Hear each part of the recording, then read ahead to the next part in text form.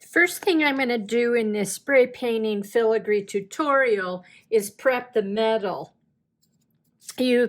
I've got a 220 fine grit sandpaper, and I'm just sanding it. If I spray both sides, I want to sand both sides. And then I'll make sure that I get the dust off of that. Both sides.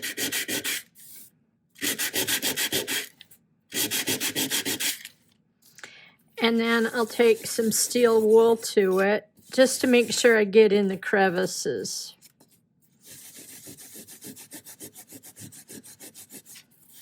And you can do this to all kinds of filigree, even domed filigree, if you're able to preserve the domed shape or rebend it that way, as long as I just suggest prepping the metal for this, because it's just like any paint, it needs to be prepped. Okay, that's that stage, sanding and prepping. So we've sanded our filigree, and the next thing I do is I use a primer on it. I just like to use that, but you certainly could use a paint that I will be using that is a paint and primer combined. So if you want to skip this section, go right to color, you can. But I use a primer, and I want to show how I spray paint. I spray paint straight down, but often, now this is going to be hard to show, often we spray at an angle, and so what you need to do is kind of tilt, see the tilt that I have to the can? This makes it spray evenly. So we feel it straight when our hand is more straight, but that sends the spray off over it. So I've got my hand arched up here so that the spray comes straight down. And I'm only 12 inches away from it. So 12 inches is about right here. And I give it a mist, and this is oil paint, so you really want that to be able to dry between coats. So do this outside. I'm doing this inside because it's a video. So fold this over. I've got this paper out so I can keep folding it and flipping it. And then next, I'm going to talk about my colors.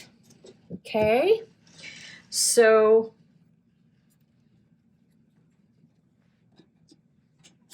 here are the colors I've chosen to use. First of all, that was a primer, and I'm using Ultra Color Rust-Oleum. I like Rust-Oleum whenever I can get a finish in it that I like. So these are the colors I've chosen, and they're the satins, and I think these comes in satins and glosses. And I'm using their magenta, their rustic orange, their Eden. I love the midnight blue. And the vintage teal and the wildflower. And then I switched over to the chalked because I wanted a ivory, softer ivory, and this is their chiffon cream. And these are what those finishes look like. This is the teal. This is the wildflower blue. This is the Eden. This is the midnight blue. Really like that. And this is the rustic orange, and I misted it with a little bit of the magenta on it. And that's the magenta. Then this is the chiffon, the chiffon. Okay, so what I'm going to do next is just show you how I've misted this. I'm going to take the vintage teal, and I gave these 2 coats, but you decide. So I misted that arch pan, and honestly, it really only needs 1 coat when you have a nice primer there and you've prepped your surface. So I'm going to let that dry, and then I will coat the other side. And if you want to give it 2 coats, let it dry for about, depending on your humidity, about 20 minutes, and then recoat it.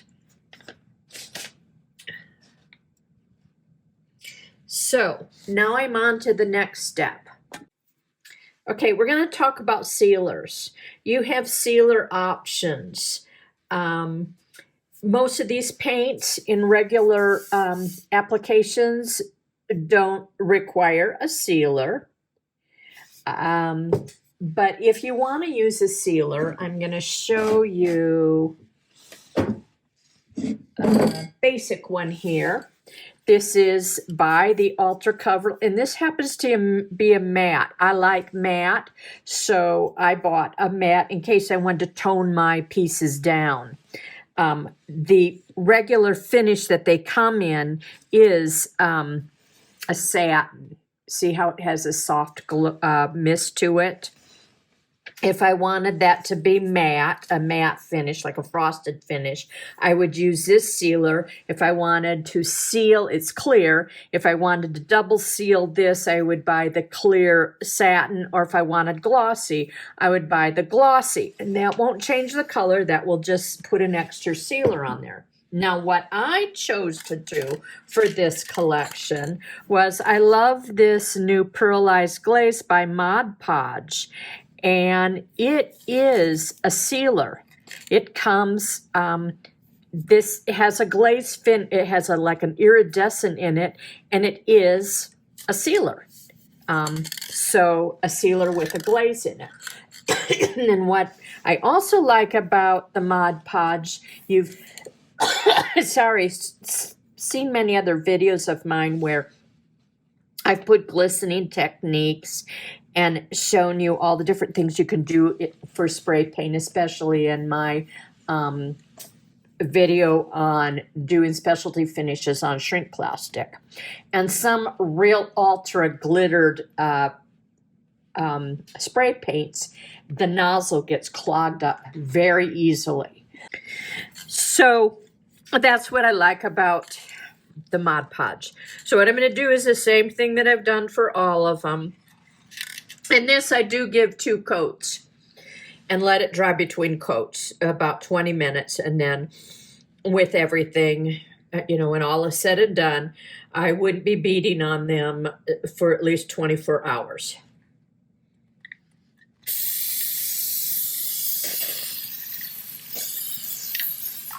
And then I will let that cure, and I will give it a second coat.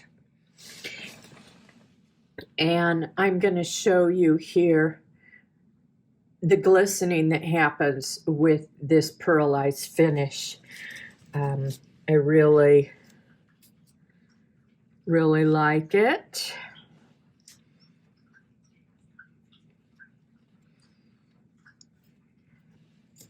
So there it is on that. I will, and the midnight blue, it's especially beautiful. There it is on the green. I will do a still shot of this so you can get an even better look of it. And that's my demo. So I wanted to finish this up with a showcase of how the pieces all look on a nice clean background. You can see, whoops, the glistening colors, and the pearl is just really subtle, but it does make a difference. And the more coats you put on it, the lighter your background base color will be. And here's how I chose to use some of painted pieces.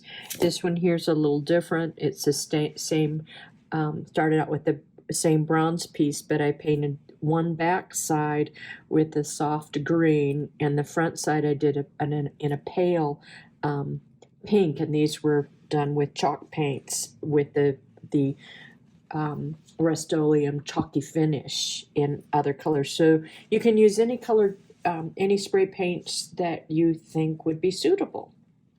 It's just a fun way to add another interest to your design pieces.